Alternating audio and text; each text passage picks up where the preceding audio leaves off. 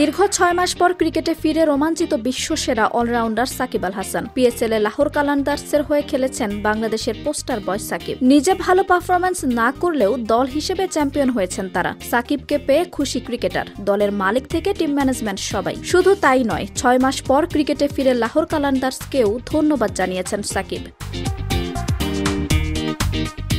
বিশ্বসেরা allrounder সাকিবকে সম্মান জানিয়ে দলের মালিক এবং ক্যাপ্টেন কিছু বলতে বলেন। তখন আল হাসান বলেন, এটা আমার জন্য অনেক বড় সম্মান। আগের দুটি শিরোপা জয়ের সময় আমি দলের অংশ ছিলাম না, কিন্তু এবার এই বিশেষ জার্নির সঙ্গী হতে পেরে আমি সত্যিই গর্বিত। তিনি আরও বলেন, পিএসএল এ ফেরাটা আমার জন্য অনেক গুরুত্বপূর্ণ ছিল। ৬ মাস পর ক্রিকেটে ফেরা সহজ ছিল না। ধন্যবাদ সামিন ভাই, ধন্যবাদ শাহিন এই দলে সুযোগ দেওয়ার জন্য। আমি সবসময় কৃতজ্ঞ থাকব।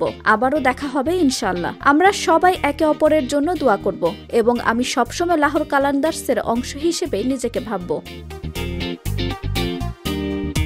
পিএসএল এর এই আসরে বড় ইনিংস বা চোখ ধাঁধানো স্পেল হয়তো আসেনি সাকিবের কাছ থেকে, কিন্তু দলের ড্রেসিং রুমে সাকিবের উপস্থিতিই যেন ছিল লাহোরের আত্মবিশ্বাসের বড় চালিকা শক্তি। শিরোপা জয়ের উৎসবে তাই কৃতজ্ঞতা আর ভালোবাসার বার্তা দিয়ে শেষ করলেন পিএসএল এর অধ্যায়। তবে সাকিবের ক্রিকেটে ফেরাই সবচেয়ে রোমাঞ্চিত বাংলাদেশের ক্রিকেট ভক্তরা। তারা সাকিবকে লাল সবুজের জার্সি গায়ে দেখতে চান। এমনকি বিসিবির সিলেকশন কমিটির নজরে এখনও রয়েছেন সাকিব। এখন দেখার বিষয়, আদতে কি লাল সবুজের জার্সিতে মাঠে নামতে পারবেন।